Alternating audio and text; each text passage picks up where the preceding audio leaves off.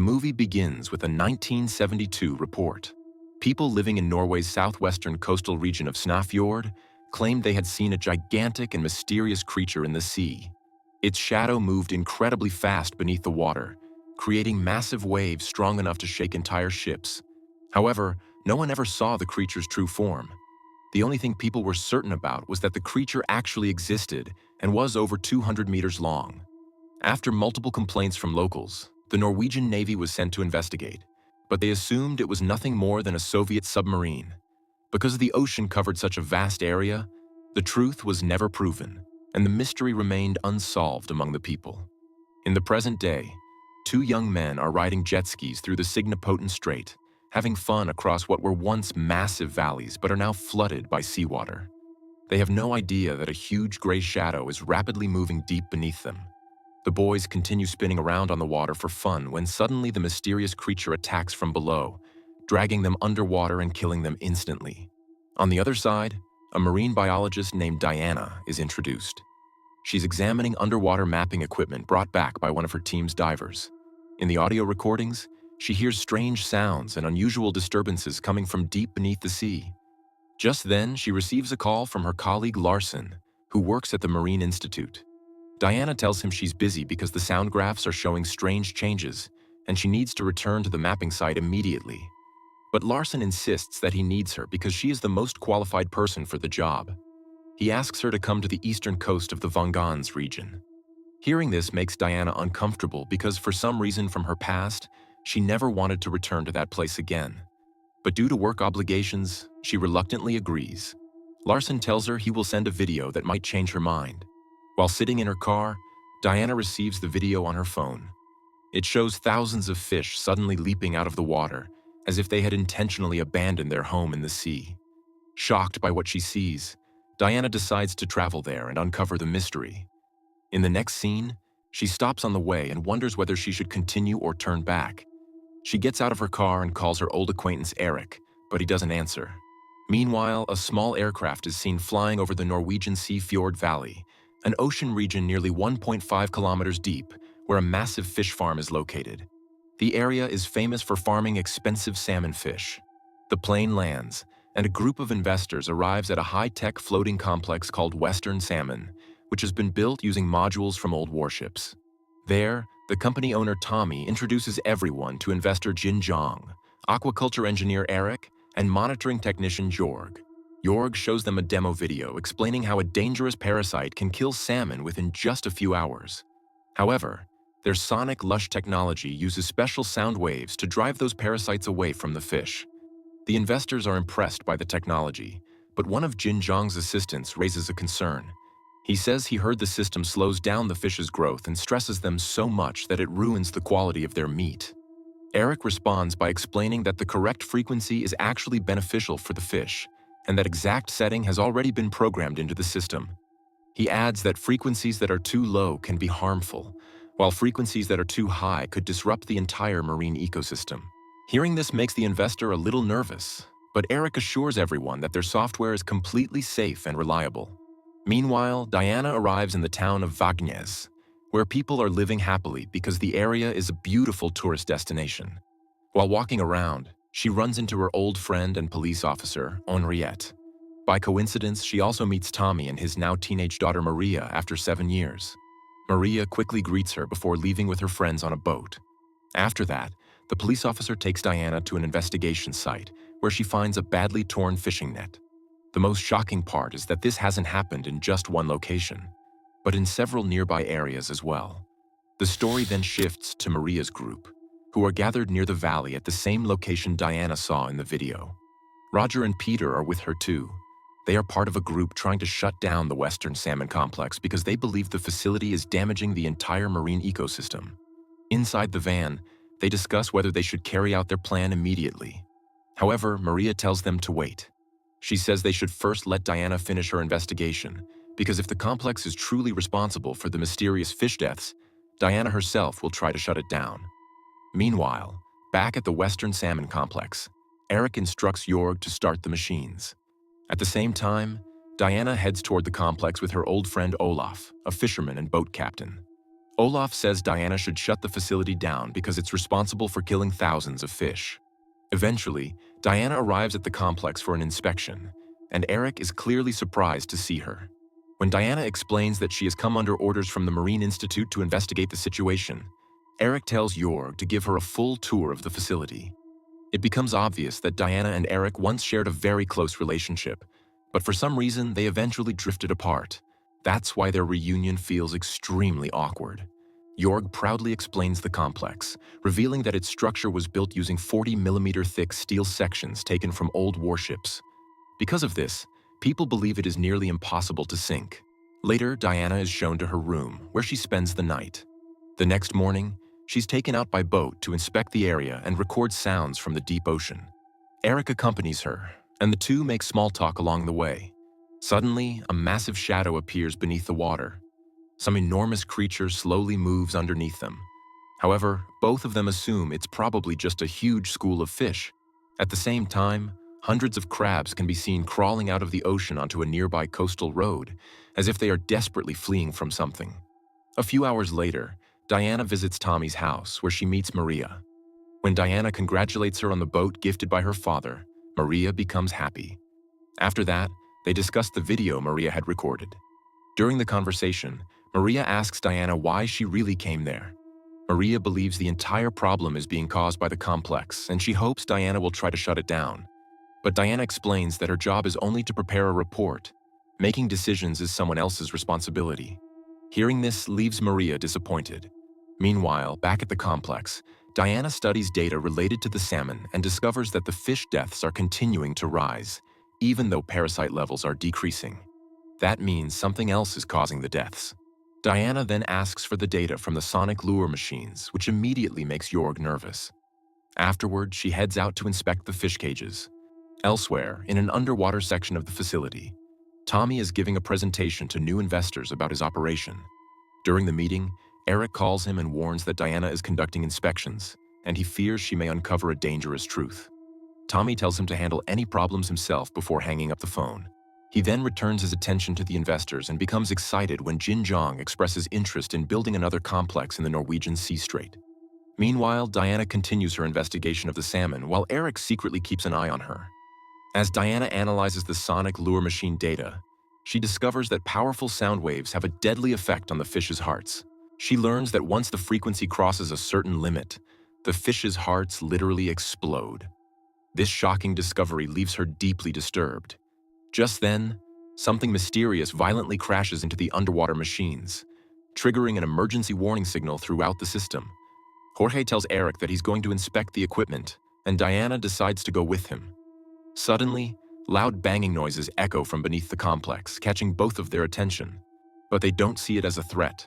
While checking inside the machine, Eric discovers a strange organic substance they can't identify. Diana immediately takes it to the lab for research. After examining it, she realizes it belongs to an unknown species with traits similar to deep-sea creatures, and its body contains a glowing phosphorescent material. Both of them are shocked, wondering how a species that normally lives in the deep ocean could have come so close to the surface. At that moment, Eric notices that some liquid from the creature has splashed onto Diana's face. Fearing an infection, she quickly goes to clean herself off.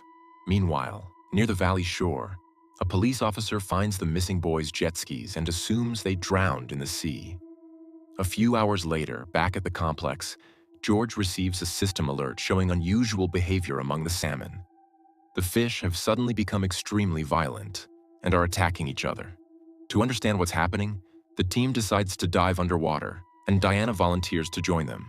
But underwater, Diana comes face to face with something terrifying. After moving through a swarm of small fish, she discovers the corpse of one of the boys who disappeared a few days earlier. She immediately informs the police officer Enred about it. Diana also shows her the glowing sticky substance covering the body, which seems to emit light. The officer asks if the fish farm could somehow be connected to this, but Diana explains that the substance is actually slime from a massive deep-sea creature. She says many marine animals release this kind of material when they feel threatened or while laying eggs. Meanwhile, at home, Enret talks with her husband Tommy, who excitedly reveals that investors have approved their plan, allowing the Western Salmon project to expand tenfold. As night falls, Work continues inside the complex. Suddenly, Eric hears a loud noise outside and goes to investigate, only to find the fish inside one of the cages acting violently restless. At the same time, Diana struggles to sleep in her room when she suddenly feels as if some strange creature is crawling across her stomach. Terrified, she jumps up immediately, but then realizes it was only her imagination. The next morning, a group of people practice canoeing near the valley shore, unaware that several massive tentacles are rising toward the surface beneath the water. One girl attempts a flip in the water, but suddenly she and her canoe are dragged deep underwater. At first, the others don't understand what's happening, but moments later they are attacked by gigantic octopus-like tentacles. A few minutes later, the water becomes calm again, as if nothing had ever happened. On the other side, Diana starts hearing strange sounds coming from the depths of the ocean. Suddenly, a deep roar-like noise echoes through her headphones. She reaches the buoy where the sound originated and pulls out the device to inspect it. Disturbed by the mysterious signal, she asks her old friend Olaf about the rumors he shared with the news reporters when they were kids. Olaf says that through the thick fog, he once saw the ocean water moving as if something gigantic was lurking beneath it. He could only make out a massive shadow which disappeared moments later. Hearing this leaves Diana even more confused, making her wonder if such a gigantic creature could really exist. Meanwhile, a police officer is called back to the town pier. When she arrives, she finds several canoes washed up on the shore, and inside one of them is a half-severed corpse. The horrifying sight deeply shakes Henrietta. She also notices strange circular marks carved onto the canoe. At the same time, a group of tourists nearly suffers a deadly accident while boating when their vessel crashes into what looks like a giant rock that suddenly rises from beneath the water. Back at the complex, Diana realizes that the machine's sounds and frequencies are reaching the deepest parts of the valley. She warns Eric that continuing to use the device is dangerous because its sound has been detected almost 2 kilometers away. Eric finds this impossible since he installed signal blockers in the system to keep the low frequencies contained within the surrounding area. But Diana firmly tells him that the machine is malfunctioning and the entire ecosystem is being affected. Wanting to uncover the truth, Eric heads to the monitoring room and asks Jorg to check the data. Furious, Eric then calls Tommy and demands to know why he disabled the sonic life signal blockers. He warns him that it could destroy the entire valley and marine ecosystem. But Tommy tries to justify himself, claiming Diana is lying so Eric will shut the project down. Tommy insists that if things continue like this, investors will pour in even more money and they will all become rich. After saying that, he abruptly hangs up, leaving Eric enraged. Meanwhile, in the underwater section of the facility, Tommy is preparing some documents when the corpse of the second young man suddenly appears outside the glass window, terrifying everyone inside. Inside the lab, Diana uncovers more information about the mysterious creature and tells her team that the creature they found was only a parasite. That means its true host must be something far larger. Now Eric begins to fear that their machine has thrown the entire ecosystem out of balance, so he decides to shut down the sonic life system. However, Jorg, who agrees with Tommy's mindset, refuses to let that happen. Elsewhere at the pier, where children are playing in the water, authorities order everyone to get out immediately and warn them not to return until further notice. The decision is made because of the series of mysterious deaths. Finally, Tommy arrives at the complex where Diana confronts him. She tells him that sonic life's frequencies are affecting the entire marine ecosystem, impacting not only the creatures near the surface, but also those living deep in the ocean. Even after hearing this, Tommy refuses to shut down the project because he does not want to lose his source of profit. Meanwhile, Maria and her group secretly put on diving suits and approach the complex to destroy the sonic lice machine. Peter dives into the water and tries to cut the cable, but suddenly a parasite attacks him. He climbs back out of the water screaming for help, but moments later, something drags him deep below the surface.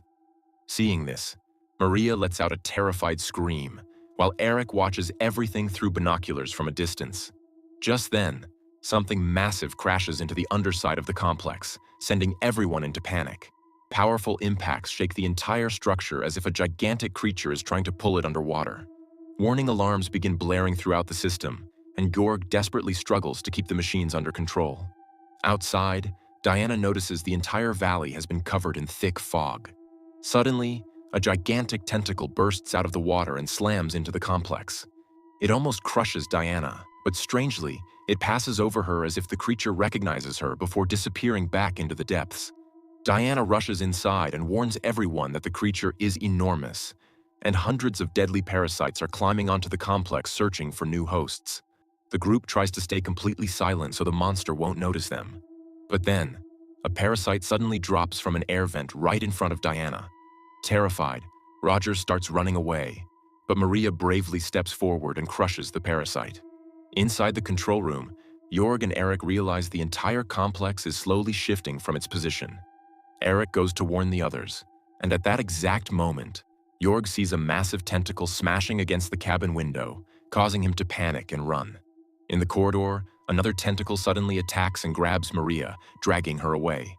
Diana is horrified, but by then, more tentacles have already invaded the complex, leaving no chance to save her. The group barely manages to escape into another section, while Tommy desperately screams for his daughter. Then the giant creature appears again, forcing Tommy to face it. But moments later, the same monster suddenly returns Maria back to the complex. Tommy hugs her tightly in relief, but suddenly both of them fall into the water, and a tentacle grabs Tommy and drags him into the depths, where he becomes the monster's next victim. Meanwhile, Jorg checks on the injured Roger, only to discover that a parasite has already entered his body and is slowly eating him alive from the inside. With this, the story ends here. Let me know your thoughts in the comments section. Also subscribe to this channel for more stories like this.